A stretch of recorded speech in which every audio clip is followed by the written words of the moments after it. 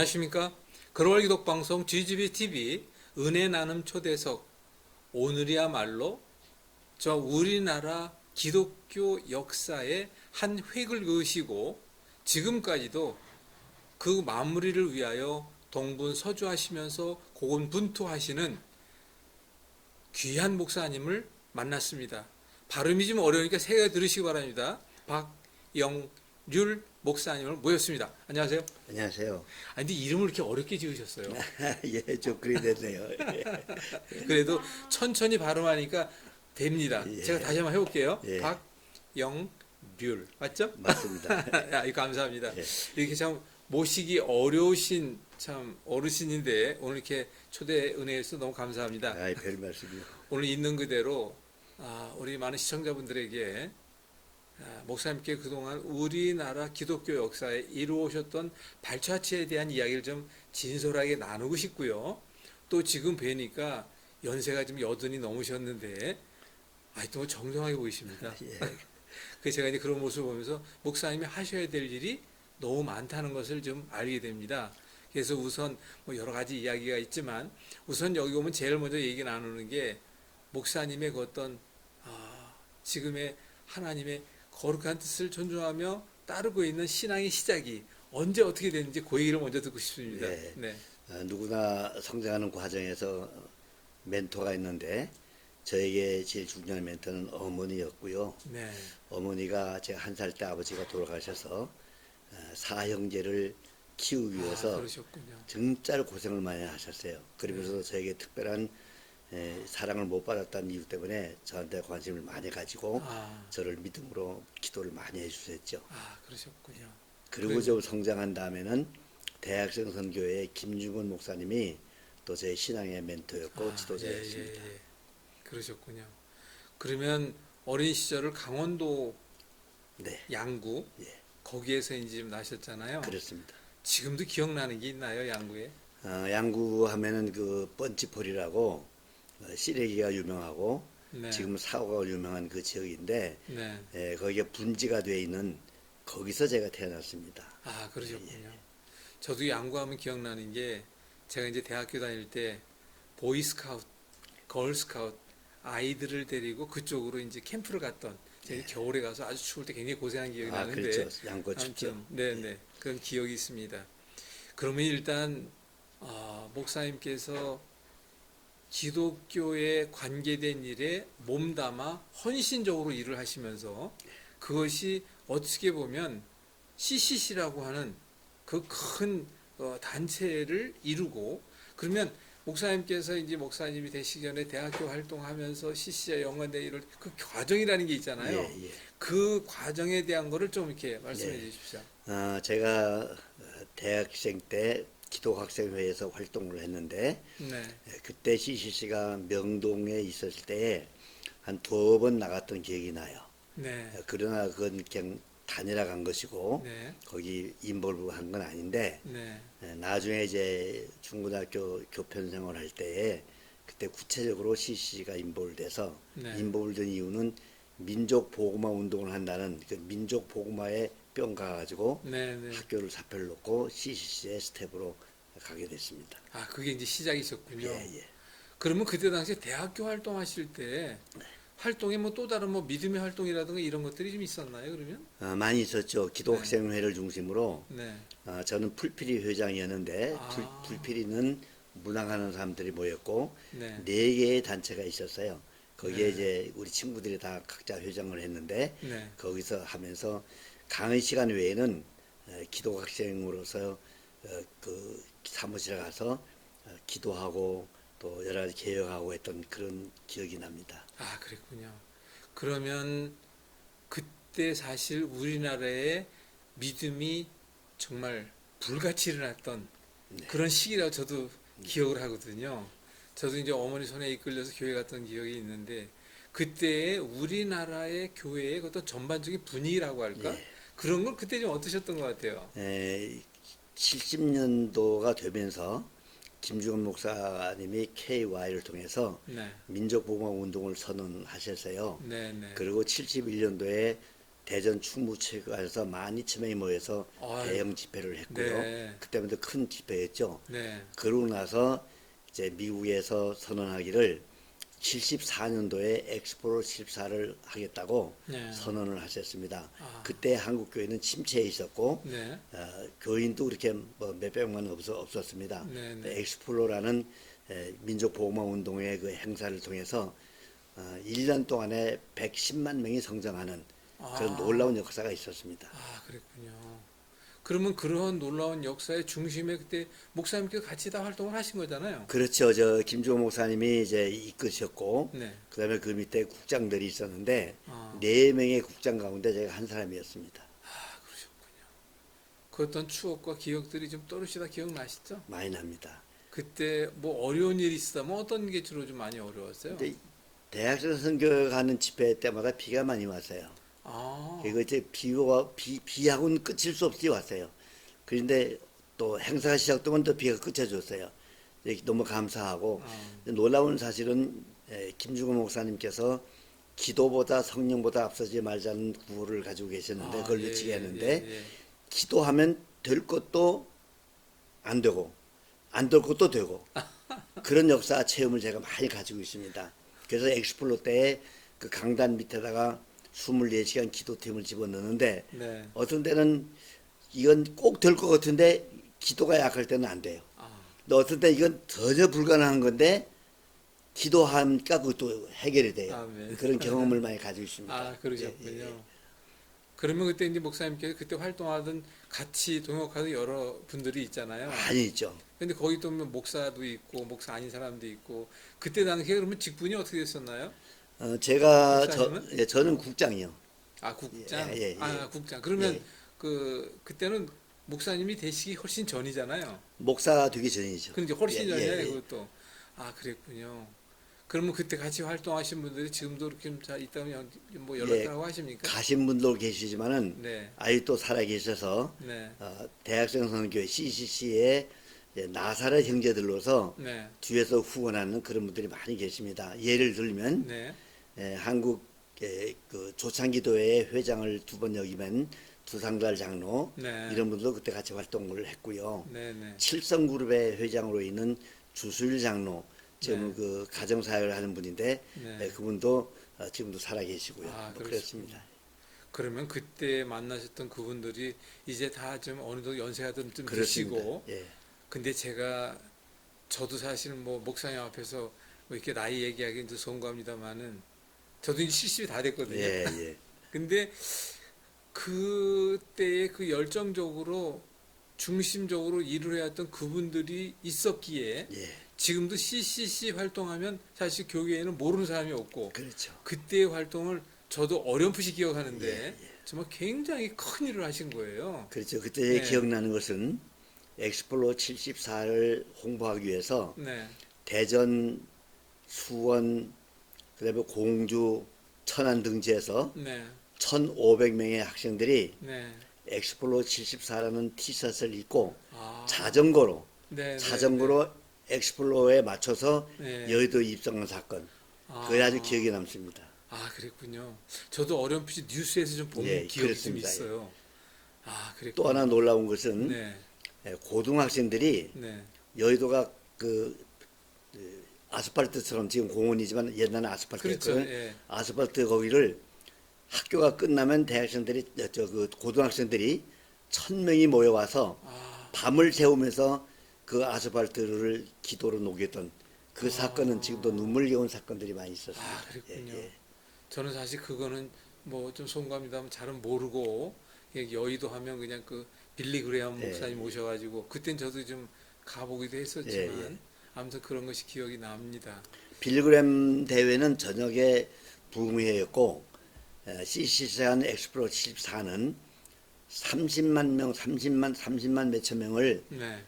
5박 6일 동안 밥을 해서 먹이면서 전도 훈련을 시킨 식사까지 하면서 그렇습니다. 그게 이야. 7천 명이 먹을 수 있는 소스를 개발해 가지고 이야, 그리고 밥이 모자라면 또 상상이 안 되네요. 밥이 모자라면 삼립방에서 지원해 줘 가지고 네, 네. 삼립방을 또 나눠주는 네. 그런 역사들이 많이 있었습니다. 아, 그랬군요.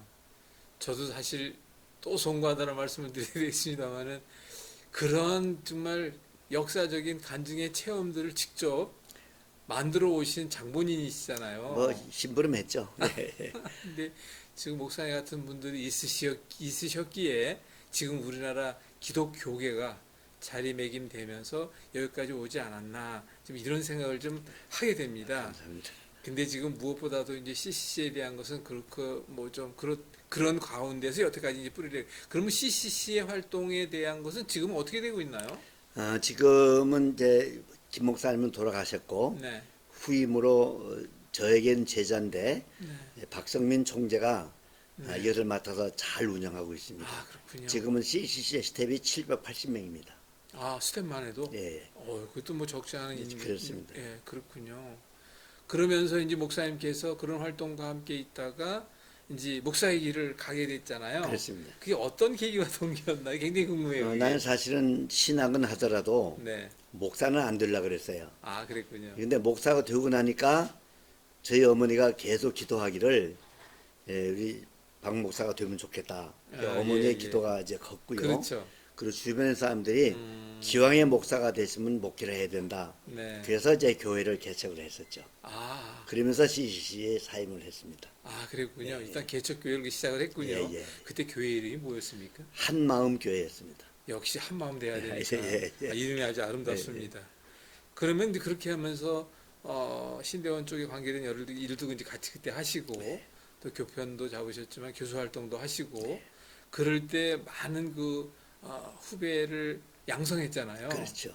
그럴 때 혹시 또 뭐 기억에 남는 분이라도 있습니까? 예, 제가 그 당시는 국제대학인데 네, 국제대학은 야간 서울대학이라고 네, 네, 직장인 하는 사람이 그곳에 와서 공부를 하고 네. 그다음에 그 자기 그 학벌을 이렇게 쌓았는데 지금은 네. 그 서경대학교가 됐어요. 아, 예, 그랬군요. 제가 서경대학교에서 10년간을 교목실장과 행정학과 교수로서의 학생들을 가르친 경험이 있고요. 네, 그것이 끝나고 나서 제가 대학원 대학교에 이제 부총장으로 가면서 거기서 8년 동안 7, 8년 동안 또 가르친 적이 있고요. 네, 네, 그다음에 그 외에 개혁신학교에서 네. 또 학생들에게 리더십 제가 박사학위 논문이 리더십에 관한 네, 네. 우리나라 최초의 리더십 논문을 제가 썼습니다. 네. 그래서 이제 학생들에게 지도자론을 가르친 그런 경험이 있습니다. 아, 이제 그랬군요. 합해서 34년입니다.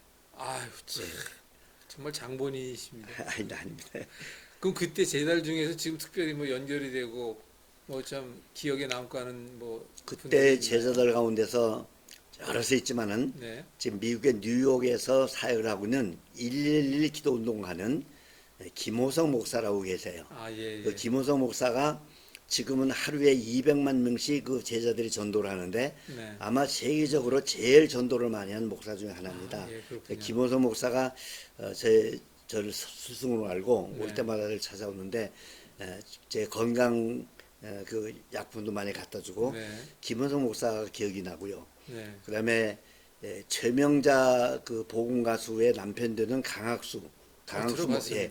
강학수 목사가 그 시카고에서 이제 그 사역을 했어요. 아, 지금 은퇴를 예, 예. 했지만은 네. 그런 사람들 열렬히 활동하고 있고요. 네. 또 한국에서도 각계각층에서 때로는 법조인도 되고 때로는 기독 실험인도 되고 때로는 교수도 되고 네. 뭐 요즘 뭐 그 교수들도 많이 되고 그랬는데 그런 사람들이 뭐 각계각층에 뿌리 내게 있고 세계 선교에 많이 나가 있습니다. 아, 그렇군요. 엑스포로 74 이후에 80년 세계 복음화 대성회라고 했는데 이것이 네네. 세계가 낳은 최대 큰 대형 집회였습니다. 저도 기억합니다. 예, 나는 찾았네. 네네네네. 난 그걸 제가 거기 기획조정실장을 했는데 아, 그랬군요. 그때의 세계 선교를 김중호 목사님이 부사람들에게 챌린지를 할 때에 10만 명이 일어났어요. 근데 그 10만 명이 일어난 이유 가운데는 보내는 선교사, 가는 선교사, 기도하는 선교사, 한국 주도의 세계 선교를 일으켜야 된다. 그래가지고 나중에 초청될 때 10만 명이 일어났습니다. 네, 네. 그때 일어났던 사람이 상당히 많은 사람들이 지금 선교에 나가 그렇죠. 있습니다. 예, 그렇습니다. 지금 말씀을 들으니까 정말 우리나라 역사의 뿌리로서 네. 지금 우리나라가 해외 선교에 미국은 인구가 많으니까 그 그렇죠. 인원이 되지만 인구 비례로 따진다면 아마 우리나라가 최일이죠. 1위일 거예요. 지금 합해서 2위인데 예, 예. 우리가 훨씬 많죠. 그러니까요. 그때 이제 제가 80년 세계보건 대성을 때 맡은 직분이 세계 선교 파트의 책임자였어요. 아, 그러죠. 그러니까 그때 지원했던 사람이 각국에 흩어진 것을 제가 관장을 했으니까 그러면 막 그 기억하죠. 시작의 뿌리가 예, 그렇습니다. 목사님의 손에서도 비롯됐다. 뭐 그건 해도 아닌데 김일곤 뭐 목사님 과언은- 하신 일에 그러니까요. 제가 어제 수종을 들었죠. 네네네. 아, 그러셨구나. 저희 방송국이 세계에 흩어져 있는 많은 선교사님들을 위한 건강을 돕는 그런 그 건강을 돕는 플랫폼 역할을 하기 위한 방송으로 예, 저희가 지금 거듭나고 있거든요. 아무튼 기도 좀 많이 해주시고요. 근데 지금 막상 선교사님들을 많이 만나서 세계 각처에 있는 그 여러 가지에 대한 근황에 대한 이야기도 듣고 이제 저도 좀 그런 편인데 그럴 때마다 이제 앞으로는 목사님에 대한 그 수고의 뿌리에 대한 거를 같이 한번 얘기를 좀 논해봐야 되겠다는 생각이 드네요. 예. 이렇게 말씀 나누면서 목사님이 그 경험과 연륜을 통해서 더 많은 이들에게 즉 후배와 제자들에게 또 많은 성도분들에게 우리나라의 진정한 기독교 역사 오기까지의 산 증인으로서의 많은 이야기를 해 주셔야 될 것 같아요. 제가 볼 때는. 그래야 정말 우리나라의 기독교 역사의 뿌리가 이렇게 태동이 돼서 이렇게 왔구나라는 것을 많은 사람들이 알 수 있도록 지금의 우리나라의 이처럼 정말 그 큰 기독교 역사가 이루어지기까지에는 그 과정을 무시할 수는 없잖아요. 그렇죠. 그런데 요즘 뭐 목사님도 아시겠습니다만은 우리나라 지금 교계가 좀 많이 좀 쇠퇴하고 예. 또는 무너져가고 예. 지금 주일학교가 없고 또 노인들이 주로 있는 교회가 많고 이런 부분에 대한 걸 다 이미 다 아시고 예. 계시고 그런 부분의 그 목도함에 있어서의 목사님으로서는 그 부분을 어떻게 좀 말씀하실 수 있어요? 저는 참 마음이 아픕니다. 네, 기독교가 정직과 진실을 내세워야 되는데 네, 내세울 뿐만 아니라 그렇게 살아야 되는데 네. 기독교마저도 정직하고 진실하지 못해요. 아, 참. 그리고 교회가 하나님의 사랑과 하나님의 공의를 네, 사회적으로 실천하는 일에 앞장서야 되는데 네. 언제부터인가 성장 위주로 가가지고 아, 참. 소위 말하는 대형 교회에서 네, 그 잘못 그 기틀을 잡았다고 생각을 해요. 네. 그래서 뭐 돈이 만문주의가 돼버렸고요. 그다음에 정직하고 진실하지 않기 때문에 목사들이 공개적으로 거짓말을 반복들 하고요. 그러니까 교회 밖에서 교회를 염려를 하고 있습니다. 왜냐하면 진실하지 못한 교회를 보면서 네. 교회 밖에 있는 사람들이 우리 교회를 더 걱정하는 네. 그런 시대가 오늘 한국 교회 시대가 아닌가 저는 상당히 마음이 아파합니다. 네. 아주 괴롭습니다. 그것이. 그렇죠. 그럼 그만큼 이제 기도 제목이 많으실 텐데 뭐 저도 뭐 좀 미리 하나마 기도하겠습니다. 감사합니다. 네, 목사님께서도 끊임없이 기도해 주시고요. 네. 근데 이제 목사님께서는 그 뒤에도 문학이라고 하는 예, 예. 시도 많이 쓰셨고 특별히 제가 아까 잠깐 말씀을 나누다 보니까 우리나라의 그 문학에 대한 여러 가지를 굉장히 좀 기도하시는 가운데 전 세계로 펼치기 위한 준비 작업을 아주 많이 하고 계신 거로 좀 들었거든요. 우리가 지금 일부에서는 이 얘기를 다 나눌 수는 없고 그 문학에 대한 목사님께서 그 부분에 대한 거를 좀 잠깐 말씀해 주시고 그에 대한 자세한 내용은 2부에서 들어보기로 하겠습니다. 인문학의 철학과 역사와 이제 문화예술이 인문학인데요. 네, 그 중에 가장 핵심이 문학이라고 생각을 네, 합니다. 네, 네. 그래서 지금 제가 이제 좀 어줍잖게 대학생 때 문단에 등단해가지고 네. 58년째가 됐는데 아이고, 아마 한국에 살아있는 문인들 가운데는 제가 상당히 고참 중에 속합니다. 아이, 당연히 그러시죠. 그래서 제가 등단을 일찍 한 사람으로서 문학계에 기여를 못했기 때문에 대학교를 정년 퇴임한 이후에 남은 생에는 문학을 통해서 많은 사람들에게 네, 그 심령적으로 변화를 시켜야 되겠다 그런 생각이 되어져서 네, 하나로 선 사상과 문학이라는 네, 네. 개간지 잡지를 만들고 있는데 우리 그 사상계라는 장준하 선생이 만들었던 사상계를 벤처마킹해서 네. 지금 그 잡지를 지금 15년째 하고 있습니다. 아, 그렇군요. 그러면 이제 그 하나로 하나로 선 사상과 문화 예. 요 부분에 대한 얘기를 조금 좀 2부에서 나눠야 될 것 같아요. 예. 그리고 제가 이제 또 한 가지 기대하고 있는 것은 우리가 이제 남북 분단 국가로서 북녘을 향한 또 목사님의 아주 지극하신 기도와 사랑이 있다고 들었는데 그 부분에 대한 것도 뒤에서 한번 더 예. 말씀을 나눠보도록 고맙습니다. 하겠습니다. 네, 고맙습니다. 네, 감사합니다. 네, 감사합니다.